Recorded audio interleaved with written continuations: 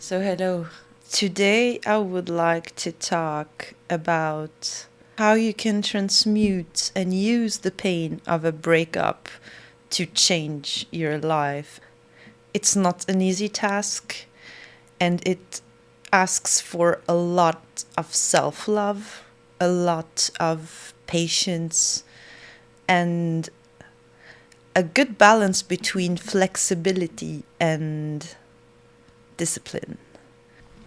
If you want to use pain and transmute it into something that is useful for you and for the others, you first need to be aware of that feeling, embrace it.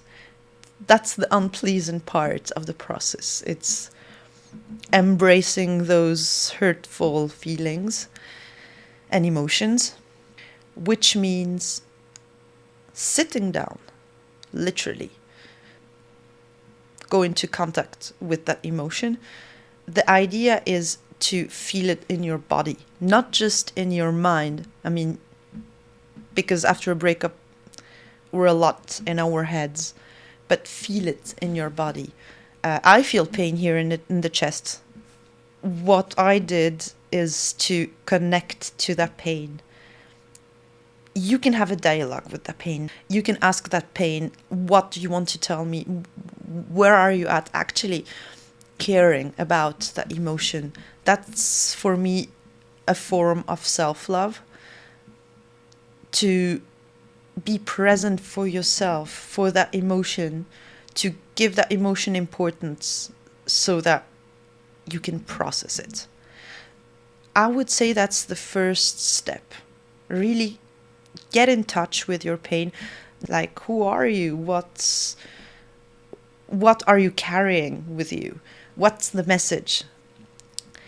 That first step will bring physical sensations and basically brain emotions, because emotions are created by the brain. So it will bring all this together in your conscious mind.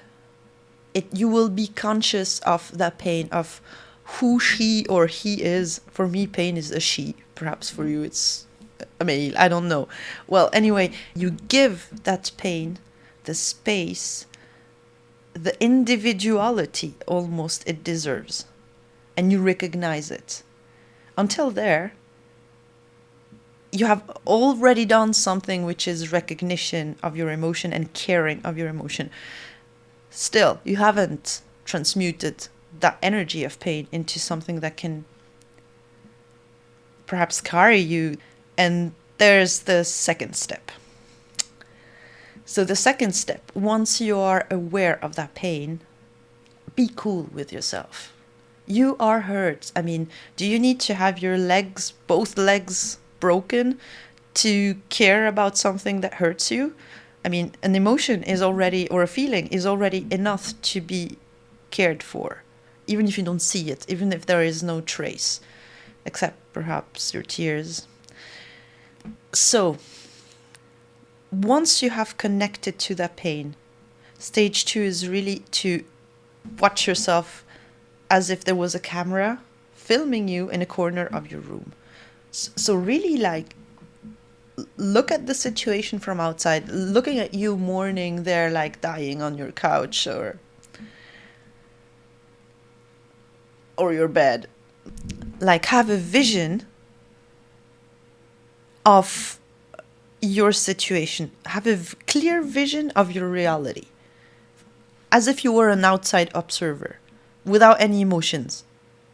And if any emotion, it would be love. That's very important, because that's the second step of bringing up to consciousness what is happening to you. So basically, second step is a lot about flexibility while observing. And that observation is actually the transition to step 3, which is transmuting that energy. You are now conscious of your emotions. You accept them for what they are. They're still hurting. You also let yourself be sad about the things, still doing the obligations you have to do, like, like kind of in that survival mode. And you start to observe yourself. So you have those 2 levels of consciousness now. And now you can go to step 3, which is with your awareness of your emotions and where you are at, what are you going to do with the energy? Because until now, you're just observing how the energy is eating you, is kind of destroying you. But you can do something with the energy. And that's where using your mind, your brain, your discipline, and imagine yourself. So now it's not observation, it's using your imagination. What could you do, that would actually make you happy? That would ignite that inner fire you have inside of you. What activity or activities, and there I'm really insisting on activities, it has to stimulate you, because you are already in your head about what happened with that person, which is normal. Now you need to take action. So if you had a dream one day, we all have dreams, and you never really went for it, it's the moment to go for it. Because you know what? After a breakup, you're in that stage where you have nothing to lose anymore. You're broken. Even if you break up with the person, there is something inside of you where you're there like, I don't have anything anymore to lose. And that energy of, I have lost the most important thing for me right now. So what am I going to do? Let that idea sink into you, that life has now a new meaning. Everything is changing. Nothing is permanent in life. Everything evolves. That's a law. And you know what? Your perception of life can evolve. And I think it's the perfect moment to say, now, I'm dying there anyway. Let's give it a try. Not caring about what people think, but basically just do it for yourself. Don't say anything to anyone and do your thing. What would you have to lose anyway? You're broken, you're sad, you're conscious of all that. You have observed that. You are on the floor. So go for it. And that's why I insisted on something that when you imagine yourself, you see yourself doing that thing from outside as that camera. It makes you shine. It transforms you. I can talk about my thing. My thing is space. Bass literally saved my life. I know that if I'm crying and I'm taking a bass, within 10 minutes I'm going to have a smile. One smile. And that smile is the start. And that's the activity you need to find, even if it's completely useless, even if it doesn't bring money, even if it's socially not acceptable. As long as it's legal and it doesn't harm anyone, do it, and do it obsessively.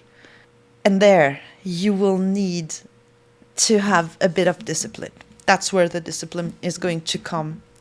It's to start more and more having that webcam observing you being sad, and saying, hey, no. Okay, life is right now. I have nothing anymore to lose. I'm just going to go for that bass. Or I'm going to go for that drawing. Like, for example, I don't know, you want to learn to play guitar, learn to play guitar. Who cares? Just take your guitar. If you're busy on your guitar every evening, instead of being there on the couch half dead watching Netflix or I don't know what, go for that guitar. You have nothing more powerful than your dreams. What makes you light up, what makes your inner fire burn. You have nothing more strong than that to make your focus shift on something else. And there, when you do that, that's where you transmute your pain into something else. And trust me, you will see you have a lot of energy. I know what you think. I have been there in pyjama with purple socks, letting myself be on the couch, waiting, and not even waiting anymore. You're just there, not feeling fine. And at that moment, you're there that's the moment where I should stand up and get a bass with my hairs not washed and so, and I would say, yes, that's the perfect moment, actually.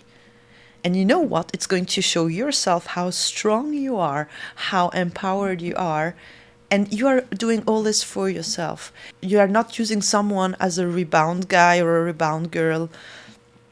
You are not harming your ex-partner. You are transmuting at that particular moment. You are transmuting the pain and the message it gives you, because the message pain gives you, it's, I'm like on the floor, but it's an energy. And you can transmute it to something amazing, to your most beautiful dreams. The only thing I think you need, I mean, I don't like to say it like that. What I did was really those 3 steps. Really being in contact with the emotion of pain, then being conscious of how I was manifesting that pain in the 3D world, like letting myself be there, not feeling fine, and actually not accepting this for me. Observing this, telling myself I deserve more, and there is something in that world that is still worth my time and my energy. That's why your dreams, those are the only ones that can make you stand up from your couch or your bed or the floor, because I have already been on the floor. So yeah, your dreams are the only things that can make you stand up and go for something that will make you happy and shift your focus. It's not going to be easy. You are still going to think about the other person. You're still going to need some moments to cry. You're still going to have reminiscence of all that. But you know what? You have a main focus. And your main focus is to live your dream life. Doing something you love. And just look how you feel afterwards. Look at that. Even, I would say, film yourself while you do the activity to see your reactions. Like, are you happy? Are you not happy? I did it, and it really helped me to see, how I transmuted the pain energy in something amazing. My steps in the 3rd step, which is to transmute the pain, it has first been to play bass like a fury. Like a fury. I was just playing bass. And once I got the habit to play bass every day, instead of being there mourning all the time, and still letting myself time to mourn, at some point it fueled something inside of me that allowed me to go for bigger dreams and projects I have. Those videos are one of them. And honestly, if I had to go from the couch to here directly talking to you, that would have been a mess. You need to respect the stages. So before going for certain dreams, you will need to use other dreams and other things that fuel your fire to reach the next step. And you have to be patient with that. And it won't take that much time. Honestly, it took me some days to go for the bass. Some days I was there. That thing is unbearable. If I continue like that for too long, I'm going to crash down. So bass was very quickly in the loop. And I was still processing my emotions, and I was still being conscious that I was playing bass in pyjama all the time. And after this phase, the more I was playing bass, the more stage 1 and stage 2 were less important. The less I needed to mourn. So I actually fueled my fire more and more and more and more. And at some point, I need to do something with the energy now. That's where the other dreams come into place. Dreams that perhaps ask more from yourself, more challenge, more new experience, more adventure, more courage. To wrap up all this, the thing that is going to allow to transmute that pain into an energy that can carry you instead of destroying you as pain does. That thing are your dreams. And start with the dreams that just make you happy, not the ones where you want to build the future on or so. Just take the things that make you happy. I know I'm not coming with the newest, brand new idea. I am just trying to explain that when people tell you do something that makes you happy, it's so that you can transmute that pain, so that you can transform that pain into an energy that is much more beneficial for you. Even if that pain is actually beneficial for you. That's the thing. That pain is beneficial for you because going through that process is going to empower you as crazy. Each time you do that, you become more resilient, more empowered. And you know what? You haven't damaged anyone around you, and you haven't damaged yourself.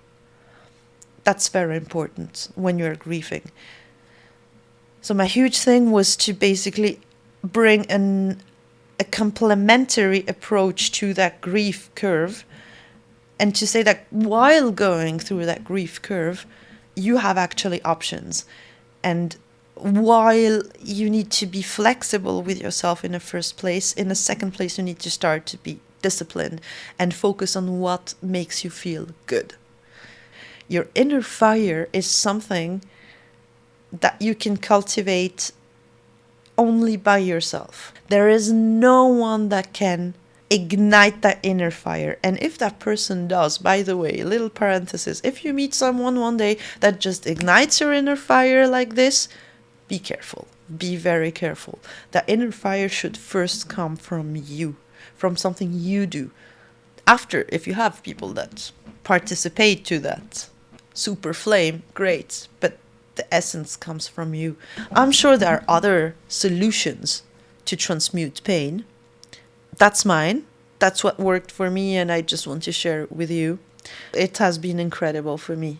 And as I will always say, yeah, I look at my base there behind. Base saved my life. It brought me that grounding. I know that I have a safe place to go whenever and whatever happens. And that safe place are my bases. That's my safe place. And I know that going there within 10 minutes, even if I'm on the ground, just give me that. And in 10 minutes, I'm going to smile. That's what you need to find. That's the key to transmuting pain. And the second thing is to persevere. Not just playing bass once. It's playing bass every day. Because every day you have to carry that pain. Every second you carry a pain. So every day you are going to play your bass, and that will ask for some discipline. And find some balance between those moments where you need to cry and let it out, and those moments where you need to bring that fire back. I like to see it as emotions are represented by water symbolically. Actually, fire can be shut down by water. But if the fire is strong enough, it can dry those emotions. It can dry your tears. And that's the big message today. Don't be too much in your head, in that air energy. Don't be too much in that earth energy, like grounded. You have to do this, like that. Deal with that water and fire dynamic. Don't flee your emotions, but dry them. Give them a bit of warmth, and don't let them shut down your inner fire. Maintain that inner fire, and you will see much faster than what you can imagine you're going to be out of there. I just want to say that everything I said are not advices. Those are just my tips and tricks that I use for myself, and they help me so much that I just want to share them. So I hope it helped at least one person on this earth. It would be amazing. I thank you for your attention, And I send you tons of love and hugs. And I wish you an amazing day or evening. And thanks again. And see you soon. Bye.